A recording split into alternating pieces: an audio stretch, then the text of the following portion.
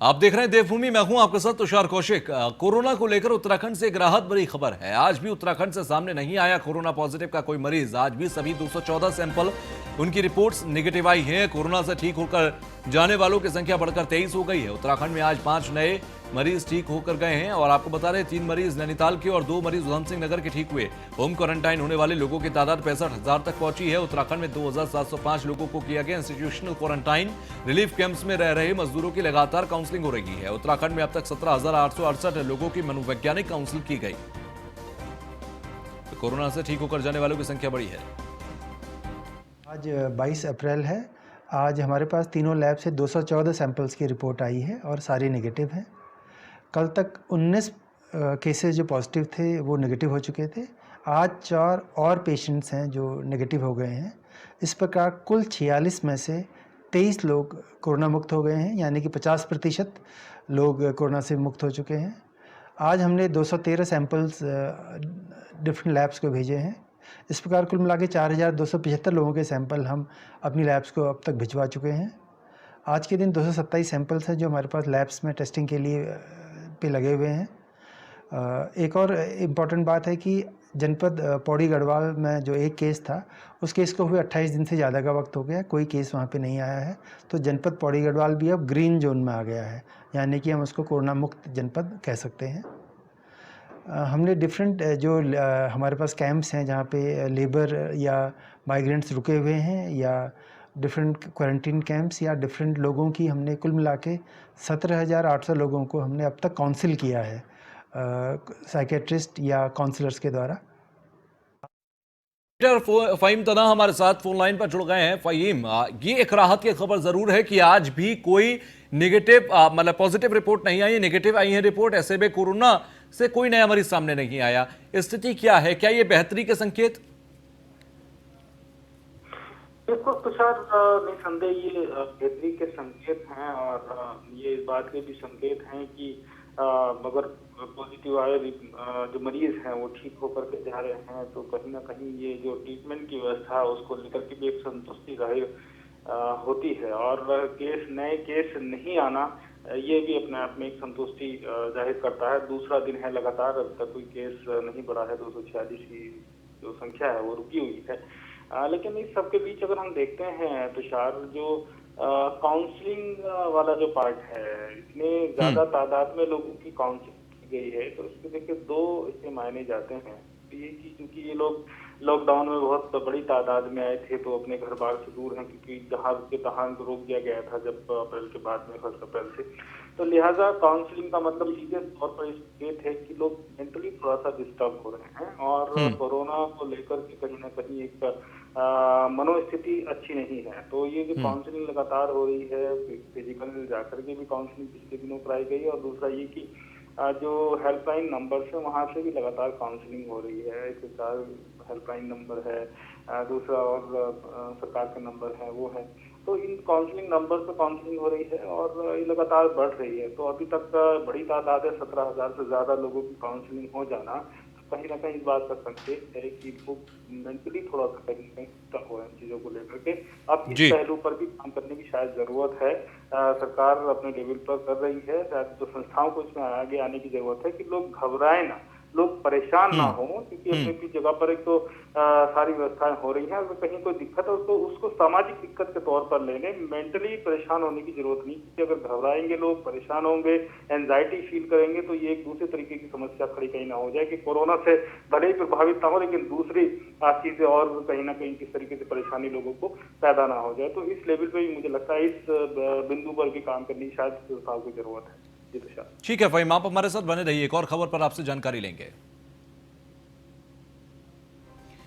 तो देहरादून में 2 कोरोना संदिग्धों की दून अस्पताल में मौत हो गई। कल 23 वर्षीय युवक को कोरोनेशन अस्पताल के अंदर दून अस्पताल में रखा गया था। सिर दर्द, बदन दर्द की शिकायत के बाद आईसीयू में रखा गया था। कल ही कोरोना के टेस्ट के लिए सैंपल भेजा था। अभी जांच रिपोर्ट नहीं आई है। एक 65 वर्षीय मृतक को सांस लेने के संबंधी समस्या बताई जा रही है। दिल्ली में 14 दिनों तक क्वारंटाइन रहे थे। 7 मार्च को दून आए थे। बुजुर्ग को पहले से ही अस्थमा की शिकायत थी। कोरोना की रिपोर्ट का इंतजार है और दोनों की मौत को लेकर सतर्कता बरती जा रही है, लेकिन जांच रिपोर्ट का इंतजार है। फ़हीम हमारे साथ जुड़े हुए हैं। फ़हीम, 2 मौतें हुई हैं और दोनों की ही रिपोर्ट अभी तक पेंडिंग है, कोई भी पॉजिटिव या नेगेटिव नहीं है। इसको लेकर कब तक रिपोर्ट आएगी, क्या जानकारी है? देखिए तुषार, इन दोनों ही मौतों की हालांकि अभी स्पष्ट नहीं है और प्रशासन या स्वास्थ्य विभाग दोनों ही बात को लेकर के स्पष्ट नहीं कहने की स्थिति में नहीं है, क्योंकि अभी को जो रिपोर्ट है वो आज नहीं आई है। लिहाजा इतना जरूर की बहुत से हड़कंप लगा हुआ है और प्रशासन और विभाग जो कोरोना पेशेंट के जो सतर्कता है वो तमाम के मामले में बरत रखी है। रिपोर्ट का इंतजार है और जो कहा जा रहा है कि जो बुजुर्ग है 7 मार्च को दिल्ली से आए थे और वहाँ भी क्वारंटीन थे और निगेटिव नहीं आए थे। यहाँ भी इनकी टेस्ट हुआ था उस समय, तो वो निगेटिव ही आए थे, लेकिन अब क्योंकि डेथ हुई है तो नए सिरे से इनके सैंपल की रिपोर्ट की जांच का इंतजार है, जांच रिपोर्ट का।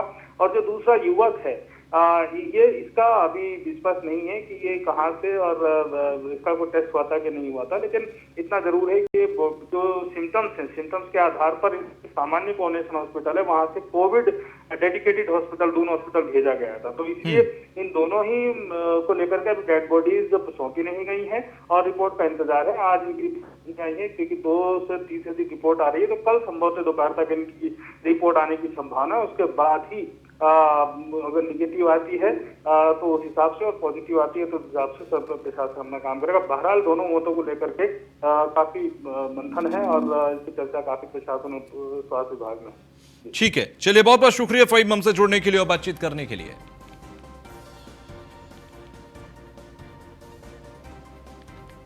तो देहरादून से खबर, जहां पर सीएम त्रिवेंद्र सिंह रावत ने किया आला अधिकारियों के साथ मीटिंग। कोविड-19 पर कंट्रोल और व्यवस्थाओं को लेकर सीएम त्रिवेंद्र सिंह रावत ने मीटिंग की है। सीएम त्रिवेंद्र सिंह रावत ने अधिकारियों को दिए निर्देश, भारत सरकार की गाइडलाइन के मुताबिक रियायतें दी जाएं। मीटिंग में मुख्य सचिव, कई प्रमुख सचिव, डीजीपी और सचिव मौजूद रहे। तो सीएम त्रिवेंद्र सिंह रावत ने सभी अधिकारियों को निर्देश दिए हैं और ऐसे में सीधे तौर पर अगर देखें तो भारत सरकार की गाइडलाइन के अनुसार रियायतें दी जाएं। ये सीएम त्रिवेंद्र सिंह रावत की तरफ से स्पष्ट निर्देश दिए गए। भारत सरकार की गाइडलाइन के मुताबिक ही रियायतें देनी है। मीटिंग में प्रमुख सचिव और तमाम दूसरे अधिकारी मौजूद रहे।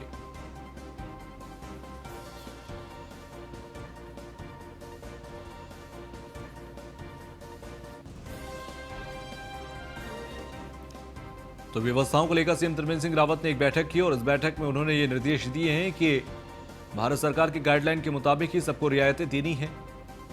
मीटिंग में प्रमुख सचिव, स्वास्थ्य सचिव मौजूद रहे।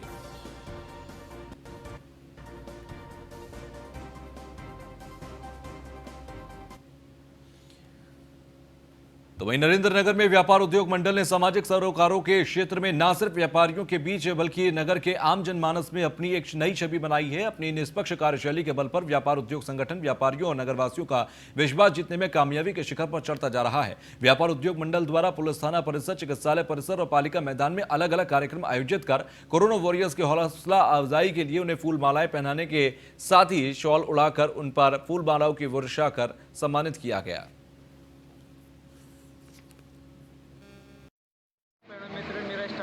पूरी तरह से बहुत खुश है और हमें इससे प्रेरणा भी मिली है कि हम इससे और अच्छा काम करें और इस कोरोना वायरस जैसे महामारी को इसके विरुद्ध हम लड़ेंगे और इसको ख़त्म करेंगे। हम मोटिव उनको एक सराहना भी कर रहे हैं और उनको एक समझा भी रहे हैं कि हमें किस तरह सोशल डिस्टेंसिंग रखनी है और सोशल डिस्टेंसिंग में किस तरह काम करना है और कैसी परिस्थितियों में किस तरह काम करना है। हम उसको पूरी तरह से समझाया जा रहा है और उन्हें सैनिटाइज भी किया जा रहा है कि लोग साथ दे रहे हैं, सैनिटाइज कर रहे हैं। बिल्कुल, हमारा पूरा व्यापार मंडल हमारा सहयोग कर रहा है और भी पुलिस भी और हमारी जनता, जो नयनगर की जनता है, वो पूरा सहयोग कर रही है हमारे साथ।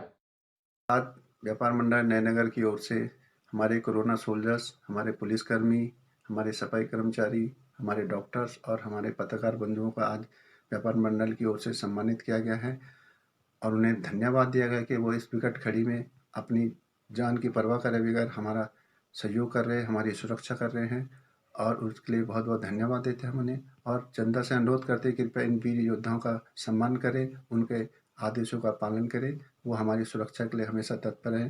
धन्यवाद। आज व्यापार मंडल में चेक पोस्ट हमने बनाए हुए हैं, पूरे जिले में ही बने हैं। हमारे थाना क्षेत्र में व्यक्तिगत रूप से हमने भी 3-4 चेक पोस्ट बनाए जिन पे लोगों को सख्त निगाह रखे जा रहे हैं। सभी आने जाने वाली गाड़ियों के चालकों के, क्लीनरों के सबके मोबाइल नंबर, नाम इत्यादि नोट किए जा रहे हैं और भद्रकाली में लोगों को मेडिकल टीम द्वारा भी चेक किया जा रहा है। अभी तो कोई ऐसी परेशानी तो नहीं आई है, लेकिन हमारा थोड़ा फिर भी पब्लिक से है कि थोड़ा सा सहयोग करे इसमें, और थोड़ा सा और किसी तरह की अफवाहें न फैलने दें, इसमें हमारा उनका सहयोग के लिए थोड़ी सी हमारी गुजारिश है। और हम व्यापार मंडल को भी धन्यवाद देना चाहूँगा मैं अपनी तरफ से और अपनी टीम की तरफ से, समझते टिहरी पुलिस और थाना पुलिस नरेंद्र नगर की ओर से, कि इस तरह से हमारा मनोबल बढ़ाते रहें और अन्य विभाग भी जिसमें काम करें उनका भी मनोबल बढ़ाएं। तो वहीं भारतीय राष्ट्रीय युवा कांग्रेस की टीम की ओर से पूरे देश भर में जरूरतमंद लोगों की मदद के लिए मास्क बनाने का काम किया जा रहा है। इस संगठन से जुड़े सभी छात्र छात्राएं समाज में कोरोना वायरस के संक्रमण से लड़ने के लिए मास्क की जरूरत को देखते हुए अपने अपने घरों में मास्क बनाने का काम कर रहे हैं और आसपास रहने वाले जरूरतमंद लोगों की मास्क वितरित करते हुए इसके महत्व की जानकारी दे रहे हैं। पौड़ी में भी युवा कांग्रेस से जुड़े सभी लोग अपने स्तर पर मदद के लिए आगे आ रहे हैं और लॉकडाउन के साथ सोशल डिस्टेंसिंग का पालन करते हुए इन मास्क का वितरण किया जा रहा है। भारतीय युवा कांग्रेस के जिला उपाध्यक्ष आशीष नेगी ने बताया कि पूरे देश भर में इसका काम को किया जा रहा है और इस संगठन से जुड़े पौड़ी के सभी लोग इस क्षेत्र में कार्य कर रहे हैं। सभी लोगों को यह निर्देशित किया गया कि वो लॉकडाउन का पालन करते हुए सामाजिक दूरी का विशेष ध्यान रखें।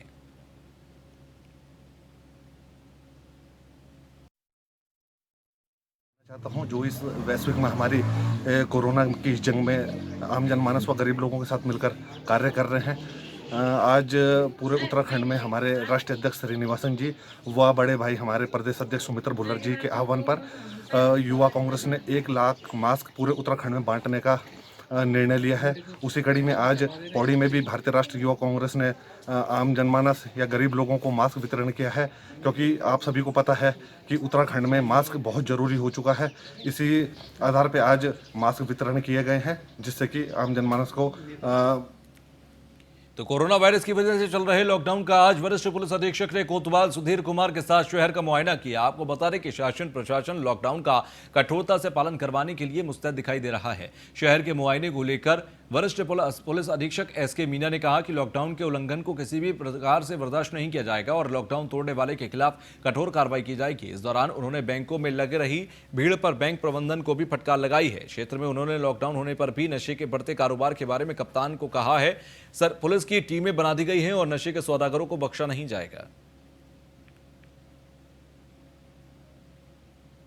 शराब के ऊपर हमारी लगातार कार्रवाई चल रही है और कहीं भी कोई सूचना है तत्काल पुलिस को सूचित करें। हमने हेल्पलाइन नंबर भी जारी किए हैं और आपके हेल्पलाइन नंबर पे आप कभी भी फ़ोन कर सकते हैं, 112 पे आप कभी भी फ़ोन कर सकते हैं। जो भी सूचना जिसको मिलती है तत्काल अधिकारियों के संज्ञान में लाएं, उस पर निश्चित तौर पे कार्रवाई की जाएगी। शराब के ऊपर हमारी लगातार कार्रवाई चल रही है और कहीं भी कोई सूचना है तत्काल पुलिस को सूचित। तो मिजोरम के तर्ज पर ऋषिकेश में भी अब नगर निगम के बाहर बीच सड़क में सब्जियों की दुकान लगेंगी, जबकि ग्राहक किनारों पर खड़े होकर सब्जियां खरीदेंगे। यह है हम कदम सोशल डिस्टेंसिंग का पालन नहीं होता देख मेयर अनीता ममगई और नगर आयुक्त नरेंद्र सिंह ने उठाया। इसके लिए बाकायदा सड़क पर सफेद रंग की मार्किंग कर दी गई है। गुरुवार से यह व्यवस्था लागू करने की योजना है। मेयर अनीता ममगई ने लोगों से सोशल डिस्टेंसिंग का पालन करते हुए खरीदारी करने की अपील की है। साथ ही यह भी हिदायत दी है कि नियमों के उल्लंघन पर अब सब्जी विक्रेताओं का लाइसेंस भी निरस्त कर दिया जाएगा।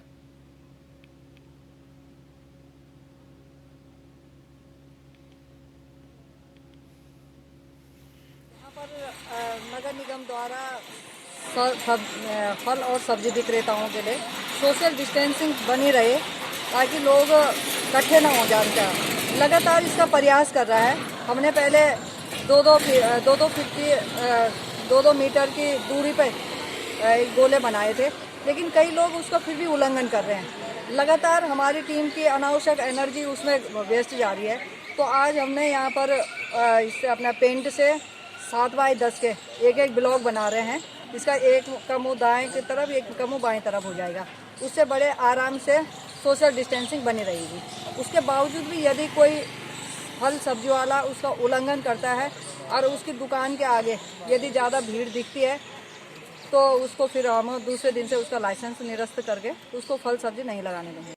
यहाँ पर तो कोरोना की जंग में फ्रंटलाइन पर काम कर रहे पुलिसकर्मियों के रक्तदान कर लोगों की जान बचाने का संदेश दिया। आपको बता दें कि आवास विकास स्थित विद्या मंदिर के स्कूल में हेल्पिंग हैंड के द्वारा एम्स की सहायता से रक्तदान शिविर लगाया गया, जिसमें दर्जन भर पुलिसकर्मियों सहित 30 लोगों ने रक्तदान किया।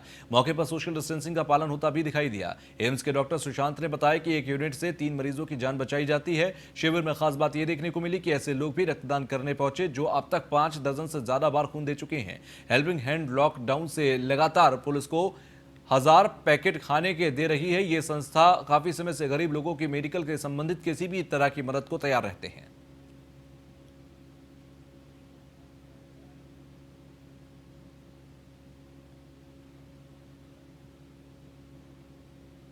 इसमें 20 से 25 डोनर्स डोनेट करेंगे। अभी तक 10-12 डोनर्स ने अभी डोनेट कर भी चुके हैं और ये आवास विकास में अभी हम ऑर्गेनाइज कर रहे हैं। तो ऐसा है कि अभी मैं आना चाहूँगा कि जो हमारा एक यूनिट जो ब्लड है वो कम से कम 3 लोगों की जान बचाता है। तो इसको हम क्या होता है कि होल ब्लड कलेक्ट करते हैं, उसके बाद ये 3 डिफरेंट कंपोनेंट्स में हम इसको सेपरेट करते हैं। जो पहला कंपोनेंट होता है that is RBC, red blood cells जिसको बोलते हैं, प्लाज्मा और प्लेटलेट्स। जो RBC होता है, जिन मरीज़ों में हेमोग्लोबिन की मात्रा कम होती है या आप समझ लीजिए कि जिनमें कोई एक्सीडेंट की वजह से ब्लड लॉस होता है, तो RBC उनको जाता है। जैसे और थैलेसीमिया के बच्चे हो गए या और काफ़ी जैसे ब्लीडिंग होती है सर्जरीज के दौरान, तो RBC तब काम आता है। जो प्लाज्मा होता है वो बेसिकली प्लाज्मा में फैक्टर्स होते हैं, कोगुलेशन फैक्टर्स होते हैं, जो कि लीवर डिजीज़ में हो गया जैसे, या फिर और कई कुछ बीमारियां होती हैं जिसमें हमारे कोगुलेशन फैक्टर्स कम हो जाते हैं।